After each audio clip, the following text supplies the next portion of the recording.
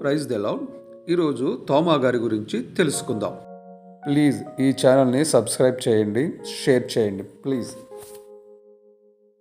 తోమా గారు క్రీస్తు శకం 52 నుండి 72వ సంవత్సరాల మధ్యకాలంలో ఇండియాలో పరిచర్య చేశారు. మార్కు సువార్త 16 అధ్యాయము 15వ వచనముల ప్రకారంగా, మీరు సర్వసృష్టికి వెళ్ళి సర్వసృష్టికి సువార్త ప్రకటించుడి, నమ్మి బాప్తిసం పొందినవాడు రక్షింపబడను అనే వాక్యం మనకు తెలుసు కదా. ఈ వాక్యానుసారంగా దేవుని యొక్క శిష్యులు, యేసుక్రీస్తు ప్రభు యొక్క శిష్యులందరూ కూడా ప్రపంచవ్యాప్తంగా అనేక దేశాలకు వెళ్ళి సువార్త ప్రకటిస్తారు. ఆ సమయంలో భారతదేశానికి సువార్త ప్రకటించడానికి తోమా గారికి వంతు వచ్చింది. అయితే తోమా గారికి సందేహం ఎక్కువని మనకు తెలుసు కదా. యేసుక్రీస్తు ప్రభుల వారు తిరిగి లేచినప్పుడు ఆయన్ని సందేహపడి, నేను ఆయన గాయములను వేలిపెట్టి చూస్తేనే కానీ నేను నమ్మను అని చెప్పినటువంటి వ్యక్తి తోమా గారు. అలాంటి సందేహం కలిగినటువంటి వ్యక్తి. ఆ సందేహంతో, నేను ఎబ్రియుడను, భారతీయులు నా బోధను అంగీకరిస్తారా, నేను బోధ చేయలేను, నేను వెళ్ళలేనని తిరస్కరించాడట.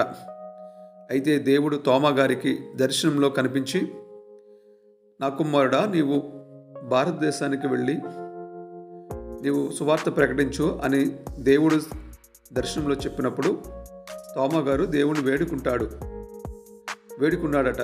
ప్రభువా, నేను వెళ్ళలేను అని దేవుణ్ణి వేడుకున్నాడట. ఆ తర్వాత అదే సమయంలో ఇండియాలో గాండోఫరస్ అనే రాజు పరిపాలన చేస్తూ రాజసౌధం నిర్మించాలని ఆలోచన కలిగి ఉన్నాడు. రాజసౌధం నిర్మించడానికి అబ్బానెస్ అనే వర్తకుడికి అప్పగిస్తాడట. అతడు వడ్రంగి పని కోసము యెరూషలేముకు వస్తాడట.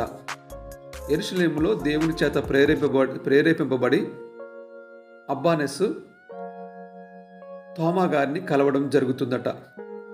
దేవుని ప్రేరేపణ బట్టి తోమా గారిని అబ్బానెస్ ఇండియాకు తీసుకొస్తాడట.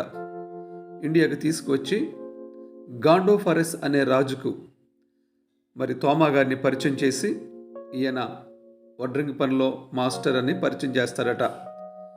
మీ రాజసౌధాన్ని ఈయన బాగా కట్టగలడు అని చెప్పినప్పుడు రాజు తోమా గారికి ఆ కాంట్రాక్టు అప్పగించి కొంత డబ్బు ఇస్తారట.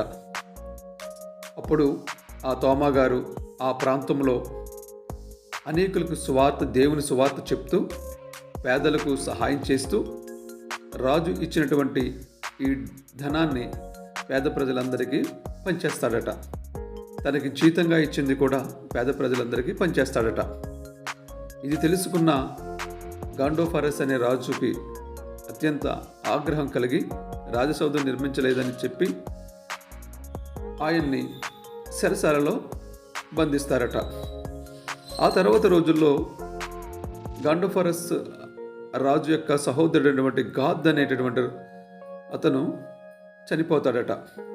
చనిపోయినప్పుడు అతను తీసుకువెళ్ళి సమాధి చేసే సమయంలో తోమా గారు ఆ గాద్ అనే వ్యక్తికి ప్రార్థన చేసి దేవుని మహాకృప వల్ల అతన్ని బ్రతికిస్తాడట.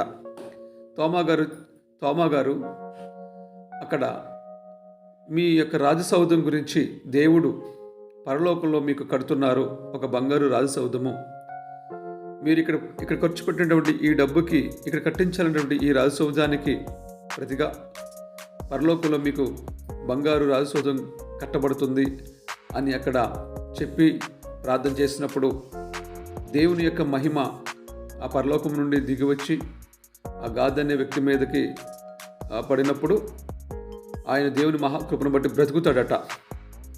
ఇదంతా చూసినటువంటి ఆ గాండోఫరస్ అనేటువంటి రాజు ఆశ్చర్యపోయి దేవుని యందు కృతజ్ఞత కలిగిన వాడయి యేసుక్రీస్తు ప్రభువుని నమ్ముకుంటాడంట. తన అసెంబ్లీ అంతా కూడా క్రైస్తవాన్ని స్వీకరించి యేసుక్రీస్తు ప్రభు నమ్ముకొని తోమా గారికి శిష్యులుగా మారతారట. ఆ తర్వాత తోమా గారు కేరళ అంతా కూడా తిరిగి అన్ని కులాల వారికి, ముఖ్యంగా బ్రాహ్మణ క్షత్రియులకు, అన్ని కులాల వారికి దేవుని సువార్త బోధించారట. ఆయన ఆయన బాప్తీసం ఇచ్చిన వారిలో ఎక్కువగా బ్రాహ్మణ కుటుంబాలు ఎక్కువగా ఉన్నాయని చెప్తున్నారు. ఆయన సువార్త విన్నవారిలో, ఆయన బోధ విన్నవారిలో మొదటగా దేవుణ్ణి అంగీకరించింది బ్రాహ్మణులు, క్షత్రియులైనట. సుమారుగా ఆయన 17,000 మంది వరకు కూడా రక్షణలోనికి నడిపించారట. ఆ కేరళలో అక్కడ అనేక చర్చిలు కూడా నిర్మించారంట. తోమా గారు బాప్తిస్మం ఇచ్చిన వారిలో ఎక్కువ మంది బ్రాహ్మణ కుటుంబాలు ఉన్నాయని వీరిని నాజరానీ క్రిస్టియన్స్గా పిలుస్తారట. కేరళలో పొలయూర్ అనే ప్రాంతంలో ఒక అద్భుతము తోమా గారు చేశారట.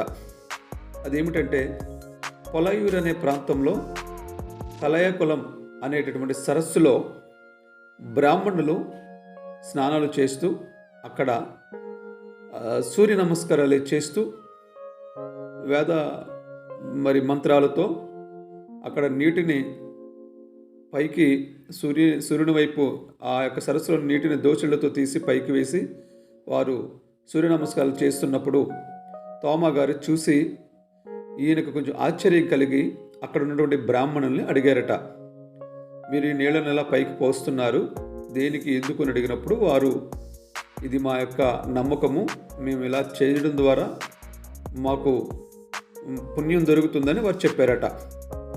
అప్పుడు తోమా గారు వారికి సువార్త చెప్పారట. మరి నీళ్లు పైకి వెళ్ళినప్పుడు ఆ నీళ్లు పైకి ఉండేలాగా, పైనే ఉండిపోయేలాగున మీరు చేయగలరా అని అడిగినప్పుడు మేము చేయలేము అని వారు చెప్పి, మరి మీరు చెప్తున్నటువంటి దేవుడు చేయగలడా, నీళ్లు పైకి వెళ్ళిపోయినప్పుడు ఆ నీళ్ళని పైనే ఆపి చేయగలరా, మరి మేము చేయలేమని చెప్పినప్పుడు మీరు చేయగలరా అని ఈయన్ని గట్టిగా అడిగారట. అలాగే కానీ చేస్తే మేము క్రైస్తవుని స్వీకరిస్తాం అని వారు చెప్పారంట. అప్పుడు తోమా గారు యేసుక్రీస్తు ప్రభువుకు ప్రార్థించి ఆ సరస్సులో దోషులతో నీళ్లు తీసి పైకి పోసినప్పుడు ఆ నీళ్లు పైనే ఆగిపోయి నక్షత్రాల్లా మిలమిలా మెరిచాయంట. ఎక్కడైతే దోషులతో నీళ్లు తీశాడో అక్కడ కన్నం, ఆ నీళ్ల మధ్యలో కన్నం ఏర్పడిందంట.